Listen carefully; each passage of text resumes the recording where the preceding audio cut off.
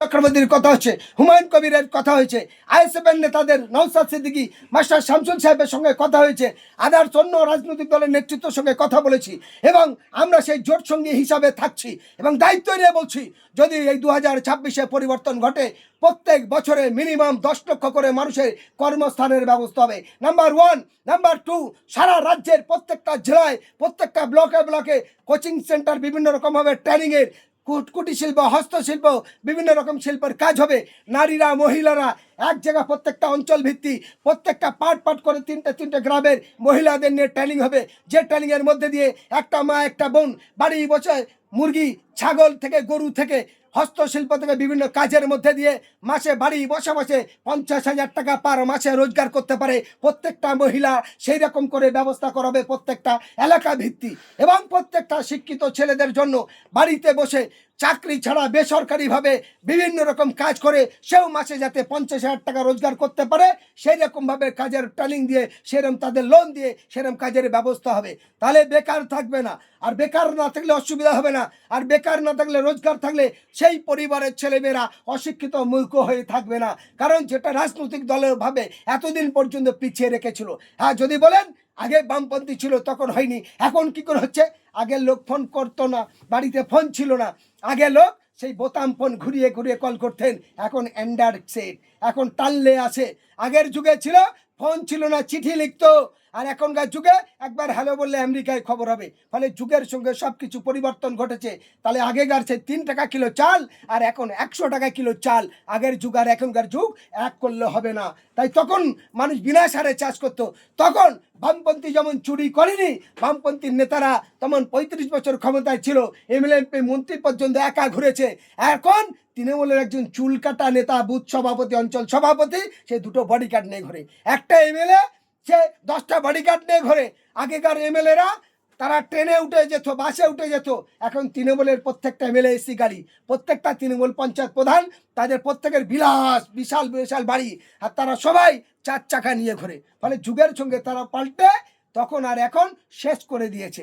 আমার বক্তব্য এই জায়গায় খুব ক্লিয়ার।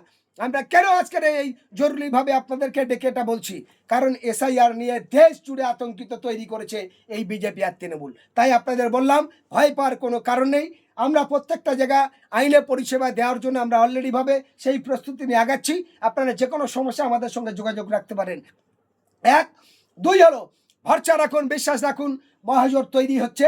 মহাজোটের মাধ্যম দিয়ে জোট প্রার্থীদেরকে ভোট দিয়ে জয়যুক্ত করান।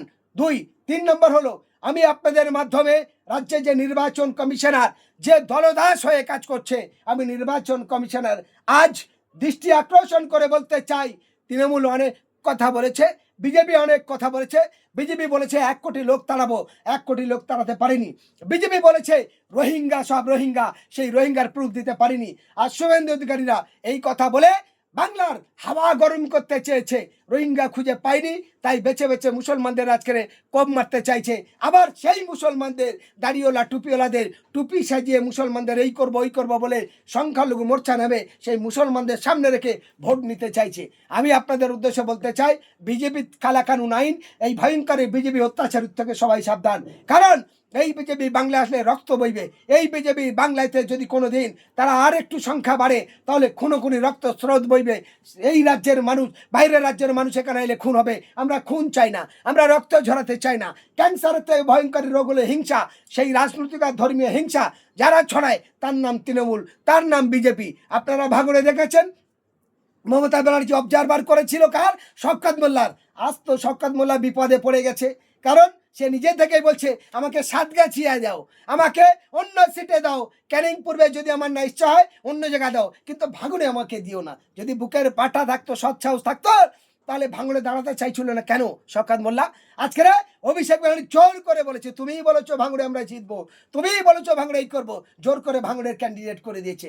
আর বাহারউদ্দিন না কে একজন আছে জানি না, তৃণমূলের কোন একটা ছোট্ট মাপের মানুষ, তাকে ক্যানিং পূর্বের ক্যান্ডিডেট করতে চাইছে। আমরা এখন পর্যন্ত যে আমাদের কাছে খবর এসেছে, তার মাঝখানে আমি আপনাদের বলি, এবার ভাঙড় আর ক্যানিং পূর্ব যতই কথা বলুক, সেখানে তৃণমূলের অবস্থা খুবই খারাপ, সংকটজনক অবস্থা হবে।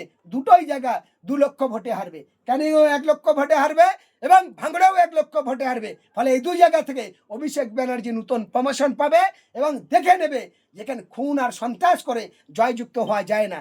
কারণ ভাঙড়ের মানুষ অত বোকা নয় যে শওকত মোল্লার মতো মানুষকে ভোট দেবে। কারণ ভোটে জেতার আগে যে কোটি কোটি টাকা তোলা আদায় করেছে, ভোটের আগে যে এত দফায় সন্ত্রাস খুন মার্ডার করেছে, এত দফায় পুলিশ লাগাতে হয়েছে, তৃণমূলকে তো জবাব দিতে হবে না। কারণ ভাঙড়ের একটা থানা ভেঙে 13টা থানা হলো, তারপর বেঙ্গল পুলিশ থেকে কলকাতা পুলিশ হলো, তারপরে ভাঙড়ের মানুষের নিঃশ্বাস নেই কেন? ভাঙড়ের মানুষ পুলিশের নিরাপত্তা দিতে পারছে না কেন?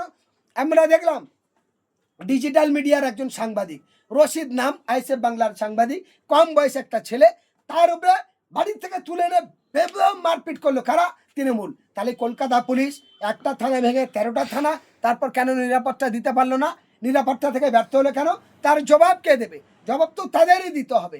ফলে এটা দেখলাম। তারপরে কি একটা বয়স্ক মহিলারা তার নামে রেপ কেসের মামলা দিতে গেল, যদিও পরে কেসটাকে আর সেই রাস্তায় নিয়ে যেতে পারিনি।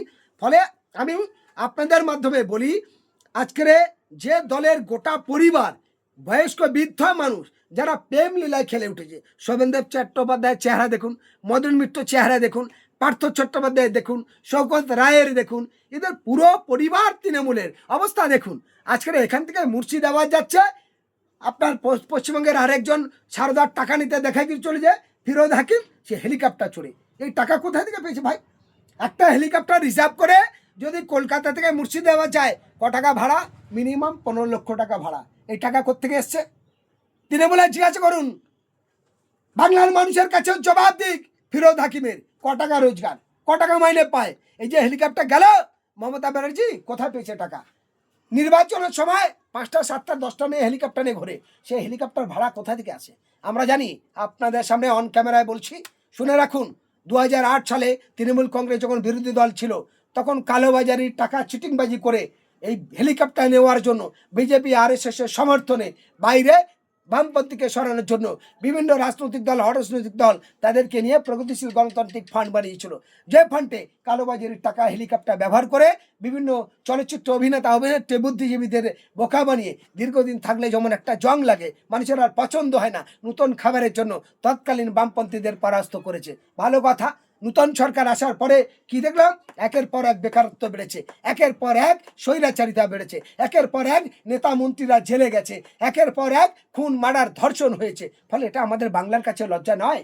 আমি তো মনে করি এটা চরম লজ্জা, চরম অন্যায়। সেই জায়গায় দাঁড়িয়ে আপনাদেরকে বলবো, 2026 নির্বাচনে আসছে দিন, সবাই মিলে সঠিক জায়গায় ভোট দিন। আরেকটি কথা আপনাদেরকে বলি, এই যে এসআইআর নিয়ে আতঙ্কিত, আমি বাংলার মানুষের বলতে চাই, যদি একটাও বৈধ ভোটার অবৈধ হয়, আপনারা ভোট বয়কট করুন। আমরা পরিষ্কার বলতে চাই আপনাদের সামনে, যতদিন পর্যন্ত বাংলায় যেই 40 না 50 লক্ষ মতো ভোটার এখনো পর্যন্ত বয়স্কদের বলছে আর একবার হিয়ারিং করব, আরও একটা ডেট দিচ্ছে, সেই ডেটের পরেও দেখা গেল 40 লাখ কি 50 লাখ মানুষের তারা বাদ দিতে চাইছে। ওরা বলেছিল 1 কোটি, আমি ধরে নিলাম 40 লাখ বা 50 লাখ। এই 50 লক্ষ মানুষের যারা এখানকার বৈধ ভোটার, তাদের যদি অবৈধ হয়, যতদিন না বৈধ হবে ততদিন বাংলার আমি দেখতে চাই তৃণমূল, কংগ্রেস বা দেখতে চাই আদার যতগুলো রাজনৈতিক দল আছে এবং বিজেপি সবাই মিলে তারা এই বাংলার মানুষের ভোট নেবে। বাংলার মানুষের ভোটের ক্ষমতায় এসি রুমে থাকবে, লালবাতি গাড়ি চড়বে, দিল্লি যাবে, বিধানসভায় যাবে, আর বাংলার মানুষের জীবন নিয়ে খেলবে। বাংলার মানুষ এত বোকা নয়। তাই আপনাদের মাধ্যমে বাংলার প্রত্যেকটা সুবুদ্ধি সম্পন্ন মানুষকে বলতে চাই, আপনারা চোখ কান খুলে একটাই আওয়াজ তুলুন, আমাদের পক্ষে যদি আপনারা হন, আমাদের সঙ্গে আওয়াজ তুলুন যে ভোট বয়কট চাই। কেন ভোট বয়কট চাই? যতক্ষণ পর্যন্ত না নির্বাচন কমিশনার বাংলার বৈধ ভোটারকে অবৈধ ঘোষণা বাদ দেবে, মানুষ নাগরিক অধিকার ফিরিয়ে দেবে, ততদিন পর্যন্ত বাংলায় ভোট চলবে না। ধরে নিন, আমার বাড়ি দক্ষিণ 24 পরগনা, বারুইপুর পূর্ব বিধান